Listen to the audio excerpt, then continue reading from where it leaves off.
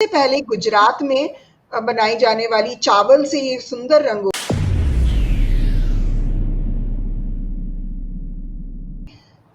रंगोली का जो स्वरूप हम आज देखते हैं, हम क्या असल में हमेशा से वैसी ही रंगोली बनाते हैं, इस बात पे मैं थोड़ा सा प्रकाश डालूंगी।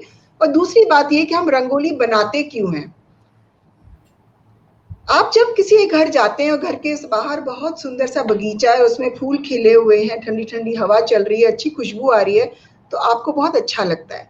ठीक उसी तरह हम अपने घर में जब कोई मेहमान आता है तो अपने घर का आंगन जो है उसको सजाते हैं, अलग अलग चीजों से सजाते हैं। इसी तरह देवी पक्ष में जब ये देवी हमारे घर आती हैं, हम देवी का बंगालियों में ऐसा माना जाता है कि बेटी अपने माँ के घर आती हैं तो घर को सुंदर सजाया जाता है। तो सजाते समय सबसे पहला आपका द्वार होता है जहां आपका मेहमान आके खड़ा होता है, उस द्वार पे रंगोलियां सजाई जाती हैं। तो आज मैं आपसे जिस रंगोली के बारे में बात करूंगी, आपको थोड़ा सा उसका परिचय दूंगी। तो उसके लिए हम चलेंगे गुजरात। गुजरात में सातिया नाम से एक रंगोली बनाई जाती है नवरात्रि के समय, क्योंकि आपको पता है गुजरात में नवरात्रि बहुत जोर शोर से मनाया जाता है, दांडिया नाचा जाता है। तो वहां पे ये जो सातिया है, ये लोग बहुत अलग अलग तरीके से बनाते हैं नवरात्रि के समय।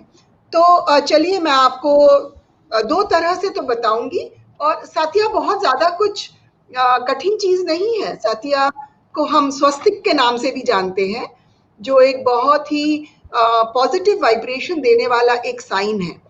तो चलिए मैं अपना कैमरा चेंज कर देती हूँ। सबसे पहले मैं आपको ये दिखाना चाहती हूँ। ये देखिए बहुत साधारण सा 9 बिंदियां इधर और 9 बिंदियां इधर, और उस पर हमने 9 स्वस्तिक बनाए हैं।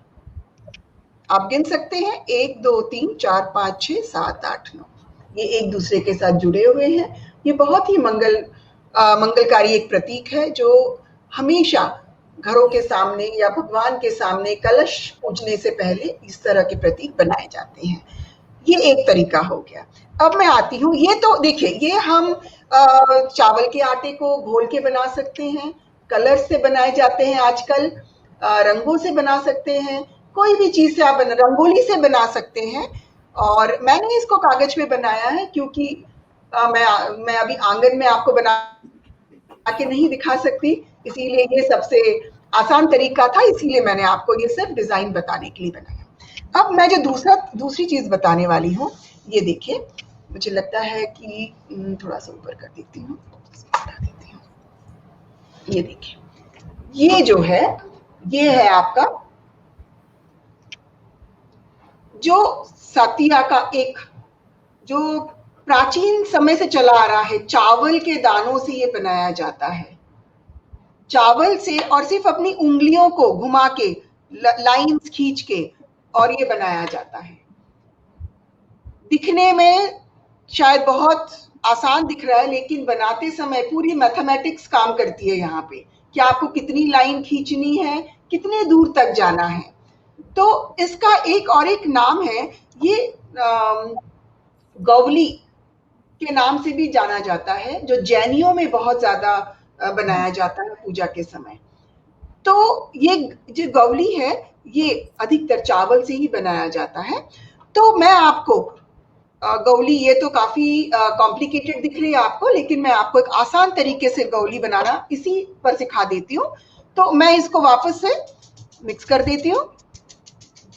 आप देखिए, चावल आपको जिस भी तरह से रखना है, सर्कुलर फॉर्म में, स्क्वायर फॉर्म में, वैसा रखेंगे। मैंने स्क्वायर रखा है और इसको आप आंगन में बनाते हैं। मुझे याद है आज भी हमारी दादी पूरा आंगन लीपती थी और उसके ऊपर रंगोली, अल्पना, ये सब बनाया जाता था।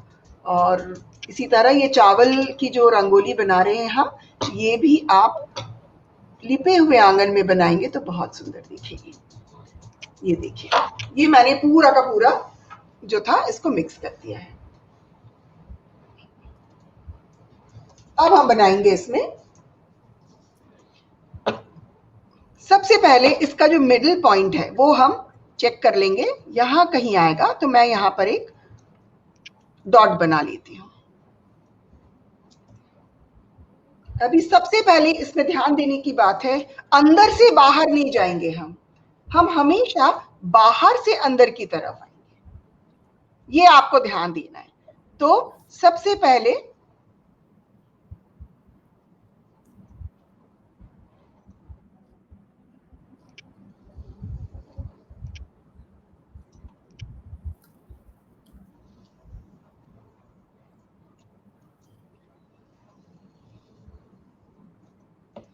इस तरह से आप 4 लाइनें बना देंगे। अब इन चारों को इस मिडिल पॉइंट से जोड़ना है हमको। वापस हम इसको यहां ले आएंगे, ये देखिए,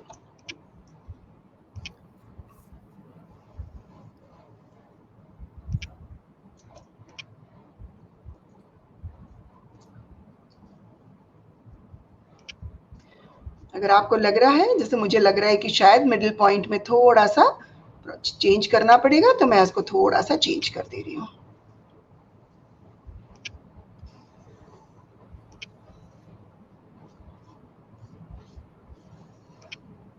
ये देखिए,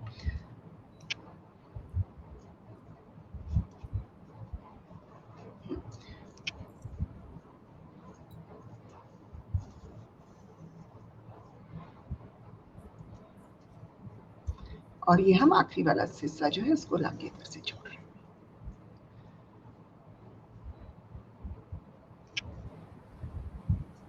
बहुत सुंदर, ये देखिए, इस तरह से ये बनेगा।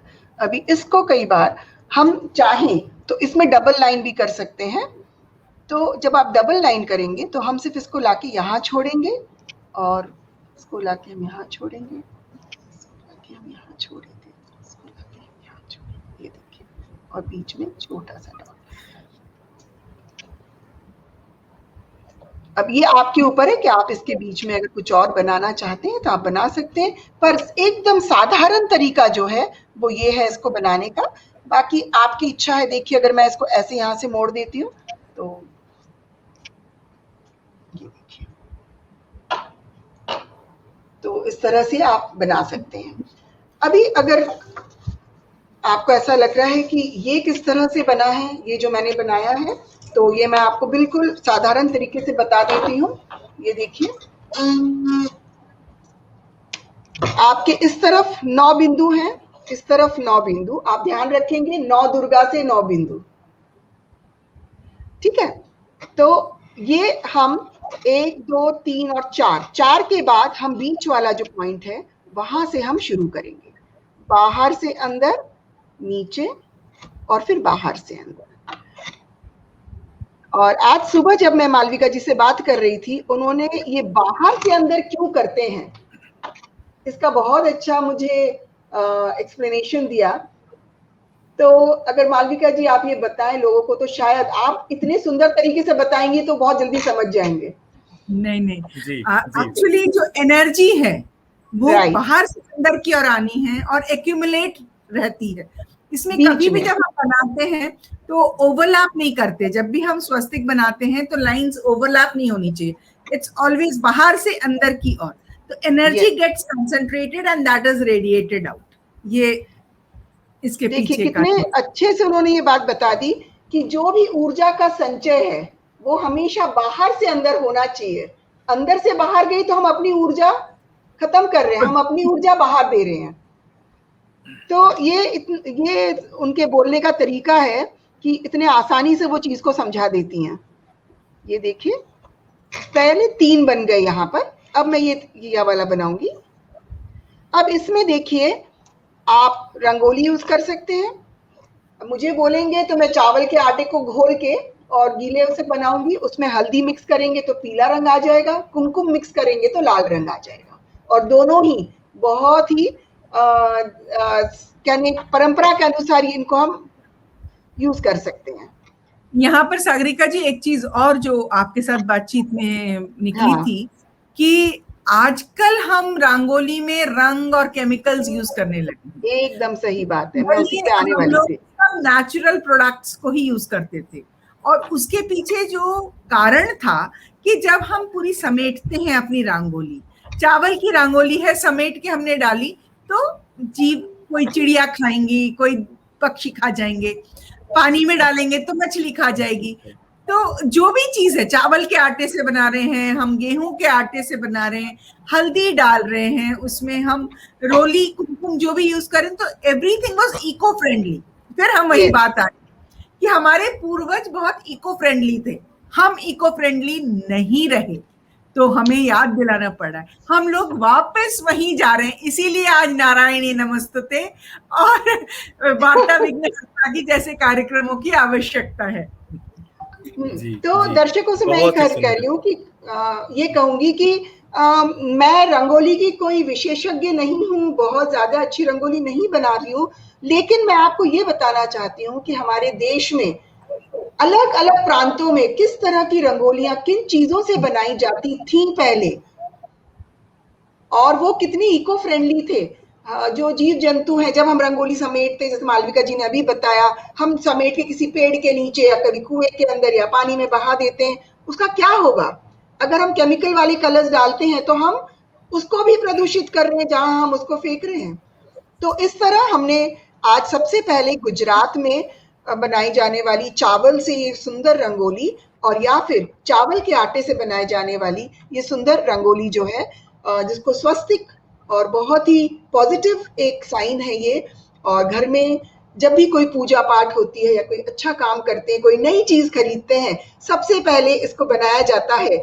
और जो एक मालविका जी ने अभी एक बात हमें बताई, इसको कैसे बनाना है कि हमारी एनर्जी बाहर से अंदर आ रही है। हमेशा हम जब लाइंस खींचेंगे तो बाहर से अंदर की तरफ खींचने की कोशिश करेंगे, जिससे जो एनर्जी है वो एक ही जगह पर हमारे एक जो उसका जो सेंटर पॉइंट है वहां एनर्जी एक्यूमुलेट हो जाए, जमा हो जाए, और हम उसे बाहर न जाने दें।